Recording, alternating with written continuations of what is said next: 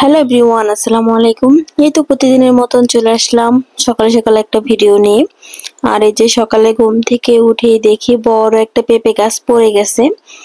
গতকাল রাত্রে থেকে অনেক বৃষ্টি আর অনেক ঝড় হয়েছে।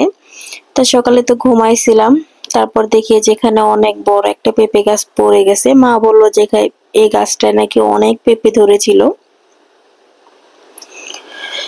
এরপর যে মুখ টুক ধুয়ে তারপর তো ঘরে আসলাম। বাইরে সারাদিন ধরে টিপ টিপ করে বৃষ্টি পড়তেছে। আর এই যে গাছ থেকে তো পেঁপে পড়েছে, গাছ যেহেতু পড়েছে অনেকগুলা পেঁপেও পড়ে গেছে। তারপরে যে সকালে মাকে বললাম তাহলে পেঁপে ভাজি করো, আজকে সকালে রুটি বানাই দাও আর পেঁপে ভাজি করে দাও। এরপর মা এই যে এখানে পেঁপে কেটে নিতেছে, ভাজি করার জন্য পেঁয়াজ কেটে নিতেছে। তারপরে যে আমি আবার একটা ডিম দিলাম মাকে, যে একটা ডিমও ভেজে দিও সাথে, রুটির সাথে পেঁপে ভাজি খেলেও ভালো লাগবে, আবার সাথে ডিম ভাজি করলেও মজা হবে। এরপরে যে মাকে ফ্রিজ থেকে একটা ডিম বের করে দিলাম, মা আবার ভাজি করে দেবে।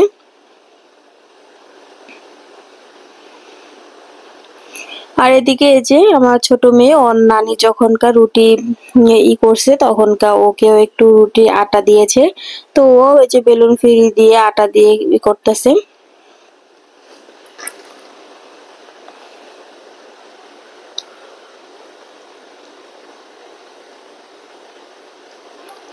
আমার ছোট মেয়েও ছোট ছোট গোলা করে নিতেছে রুটি বানানোর জন্য। আসলে ছোট বাচ্চারা এরকমই, যা দেখে তাই শিখতে চায়। আর এদিকে কিন্তু পেঁপে ভাজিটা হয়ে গেছে একদম অল্প তেল দিয়ে। তারপর মা হচ্ছে এই পেঁপে ভাজিটা করছে, অনেক মজা লাগে পেঁপে ভাজিটা খেতে। এরপর এদিকে মেয়েদের জন্য বড় মেয়ে বলতেছে চিনি দিয়ে পরোটা খাবে ওর নানির হাতে। তারপরে যে মা এখানে চিনি দিয়ে আগে ওদেরকে বানায় দিতেছে, তারপর হচ্ছে আমাদেরটা বানাবে। এই যে মেয়েদেরকে চিনি দিয়ে পরোটা বানায় দিতেছে আর আমাদের জন্য এখানে যে রুটিগুলা বানিয়ে নিতেছে, রুটি ভেজে দিবে।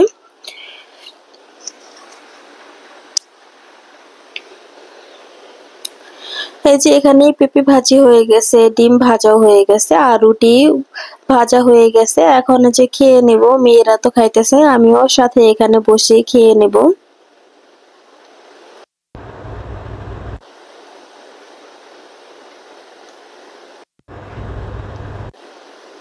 এরপর সকালে নাস্তা শেষ করলাম, করে হচ্ছে কাকিদের ঘরে আসলাম, দেখি ভাবি কি করতেছে।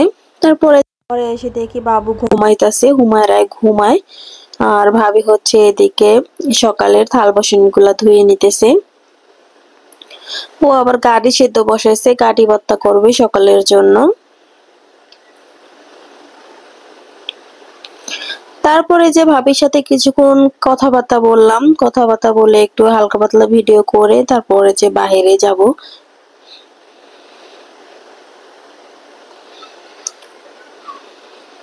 ঢাকা শহর থাকি, ঢাকা শহরে তো কাউকে তেমন একটা পাওয়া যায় না। রুমের ভিতরে সারাদিন আমি আর আমার শাশুড়ি থাকি। আর দেশ গ্রামে তো অনেক মানুষ দেখা হয়, সময় যেন কেমনি কেমনি শেষ হয়ে যায় সবার সাথে কথাবার্তা বলতে বলতেই সময় শেষ হয়ে যায়।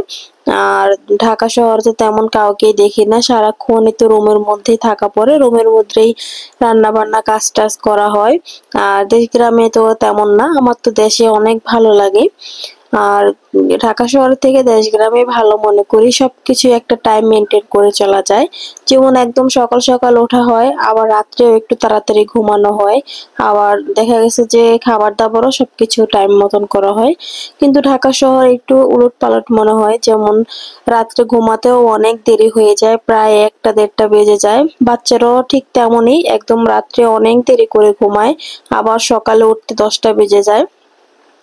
তা আমার কাছে তেমন একটা ভালো লাগে না, আবার খাবার দাবারের দিকটাও তেমন ভালো লাগে না। যেমন রাত্রে খেতে খেতে সে 12টা বেজে যায়, মানে খাওয়ার কোনো ঠিকঠাক থাকে না। এটা হয়তো বা ঢাকা শহরে আমাদের একা না, যারা ঢাকা শহরে থাকে তারা সবাই এভাবেই জীবনযাপন করতে হয়। যাই হোক, কিছু করার নাই, তারপরও যেমন আছি আলহামদুলিল্লাহ অনেক ভালো আছি। এরপর এই যে বেড়াতে আসলাম বাবার বাড়ি, বাবার বাড়ি বেড়াতে এসেও অনেক ভালো লাগতেছে, যেটা বলার মতো না। আর এমনি তো সবার কাছে সবার বাবার বাড়ি মার বাড়ি অনেক ভালো লাগে, আমারও সেম তাই। আর এই যে আজকে সারাদিন ধরে অনেক বৃষ্টি পড়তেছে বাহিরে। ভালোই লাগে বৃষ্টি পড়লে, দেশগ্রাম হোক ঢাকা শহর হোক যেখানে হোক, আমার কাছে বৃষ্টিটা এমনিতেও অনেক ভালো লাগে। এদিকে মা এই যে বৃষ্টি দেখে বলতেছে যে খিচুড়ি রান্না করে দেই, খিচুড়ি খাবি? আমি বললাম তাহলে রান্না করো, খিচুড়ি তো ভালোই লাগে, আমার তো অনেক পছন্দ খিচুড়ি। আরো বৃষ্টি হইতেছে। তারপর ফ্রিজে এই যে ব্রয়লার মুরগি ছিল, গতকালকে আব্বা এনেছিল ব্রয়লার মুরগি, মেয়েদের জন্য বেশি করে মুরগি এনে রেখে দিছে, কারণ আমার মেয়েরা আবার মুরগিটা অনেক পছন্দ করে। মন চায় ভেজে দেই, মন চায় রোস্ট করে দেই, রান্না করে দেয় মা, যেভাবে খেতে চাই ওইভাবে রান্না করে দেয়। এই যে এখানে মার খিচুড়ি রান্না হয়ে গেছে, মুরগির মাংস রান্না হয়ে গেছে। এরপরে যে ভাবিকে বলছি, তারপর আমার চাচাতো বোনকে বলছি, ওরা আমাদের সাথে আজকে খাবে। ওরা বাসায় কেউ ছিল না, কাকিও ছিল না, ওরা দুইজন ছিল। এজন্য ভাবলাম যে দুপুরে ওদের আর রান্না করা লাগবে না, আমাদের সাথে খেলে, সবাই মিলে একসাথে খেলে ভালো লাগবে। তারপর এই যে চাচাতো বোন, ভাবি, মা, আমি, আমার দুই মেয়ে, আমরা সবাই মিলে এখন এই যে দুপুরের খাবারটা খেয়ে নেব। আর খিচুড়িটা অনেক মজা হয়েছে, মায়ের হাতের খিচুড়ি সাথে মুরগির মাংস, অনেক ভালো লাগলো। এই তো আমার আজকের ভিডিওটা যদি ভালো লেগে থাকে অবশ্যই লাইক, কমেন্ট, সাবস্ক্রাইব করে দেবেন। আল্লাহ হাফেজ।